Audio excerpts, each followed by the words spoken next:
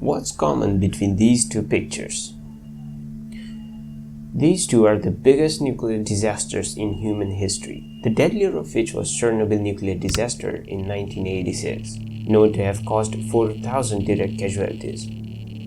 And the second biggest nuclear disaster happened at Fukushima in Japan in 2011, having just one direct death. Both of them were caused either due to human errors or natural disaster. And today we will take a look at how these accidents happened and how dangerous these events were.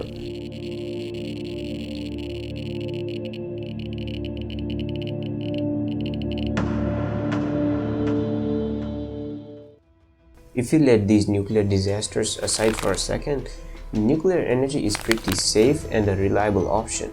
It doesn't produce any air or water pollution.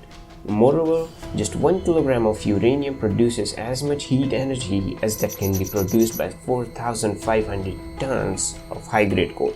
This considerably reduces the transportation cost of fuel, which is a major advantage of nuclear power plants.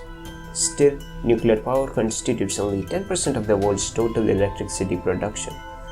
Only some countries produce over 50% of their electricity with nuclear power. This lower dependency on nuclear energy is the direct impact of these huge disasters. A mistake with these nuclear reactors is as dangerous as arming a nuclear bomb. While the topic of nuclear energy is quite known to people, how a nuclear reactor actually works is unknown to a lot. So before we understand what went wrong in these two disasters, first we need to take a look at how a nuclear reactor works in Minecraft. Disclaimer: the links to all the information in this video will be in the description. And also, do not try this at home.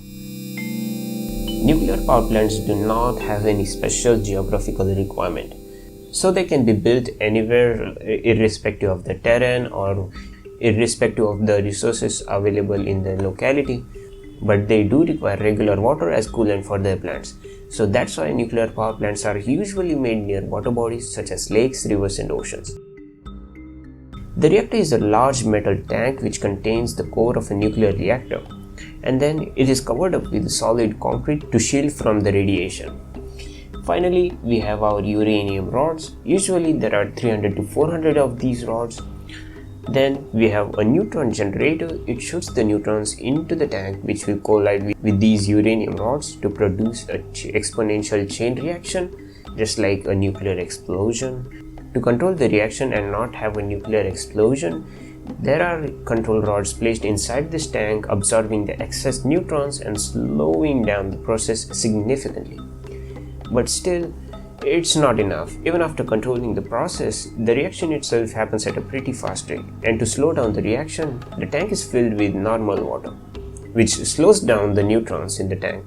This water inside the reactor also acts as a coolant. So when these uranium rods burn up, they heat up the coolant inside the tank up to 300 degrees Celsius. Then this heated coolant is made to flow through a heat exchanger, where water is converted into a high temperature steam, and then this steam is allowed to drive a steam turbine, producing electricity for us. The steam, after doing its work, is converted back into the water with the help of cooling towers. These towers are the signature structure for a nuclear power plant, but they are not as hazardous or important that you may have thought of it. Finally, everything is recycled back into the plant except for this water, the water from the cooling stations, as it is released back into the river or lake it took water from.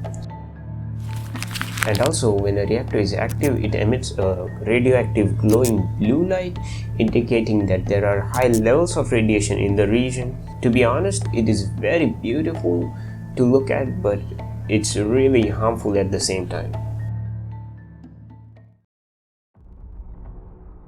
On a Saturday night in April of 1986, the reactor number 4 of Chernobyl power plant near the city of Pripyat in Ukraine became unstable and 2 blasts were heard in the building.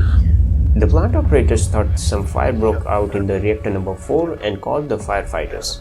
It was later discovered that it was more than a fire. The whole structure around the reactor number 4 had collapsed, and the people were mysteriously dying while putting out the fire or taking the wounded to the hospital.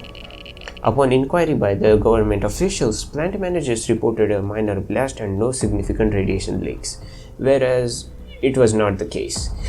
This game went on for a couple of days until high levels of radiation were detected in other countries.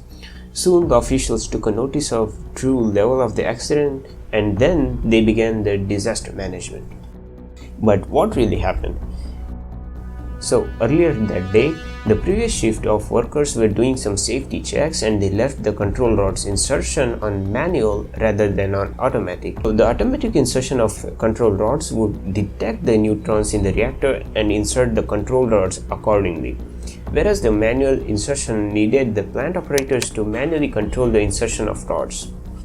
This didn't control the speed of nuclear fission and the reactor core went critical, meaning the reaction cannot be slowed down anymore. The plant operators quickly noticed these unusual readings in their meters and they shut down the whole plant. The RBMK reactors used in this plant were believed that they cannot explode because the fuel was nowhere near enriched enough for the core to explode, and it did not. It overheated, which caused the water in the reactor to boil off. This caused a spike in the pressure which led to a blast in the reactor. This blew off 1000-ton steel lid of the reactor along with the roof of the building. It exposed hot, active uranium rods to the environment, and it was estimated that 12 years worth of energy was produced in just a few nanoseconds. A few eyewitnesses even said that they saw a bright blue light in the sky just moments after the blast. It was the Cherenkov radiation caused due to exposed active uranium rods that were giving off high levels of radiation in the region. HBO's mini-series on Chernobyl depicted this event with a column of blue light just above the power plant. All the plant workers, firefighters and cleaners who came in direct contact with anything from the surroundings were destined to die instantly and die a horrible death. There are a few images of them which I cannot show obviously, but if there is anything that resembles their conditions, it should be the Enderman mob. Anyone without proper protective gear inside the radius of 10 kilometers were also determined to die within a few weeks to a few months due to cancer. There are several mistakes that caused this nuclear disaster. First of which was the reactors. The reactors themselves were made poorly with next to no safety measures. Usually, the reactors are made inside a containment chamber, but the Chernobyl reactors didn't have the containment chamber. They were just built directly inside a shelter building. Secondly, the lack of communication between the government officials and the plant managers was also considered to be a reason that this accident wasn't controlled immediately, which caused more deaths. And obviously, the biggest mistake would have been that of plant operators, as they didn't see that one switch. And obviously, thanks for watching.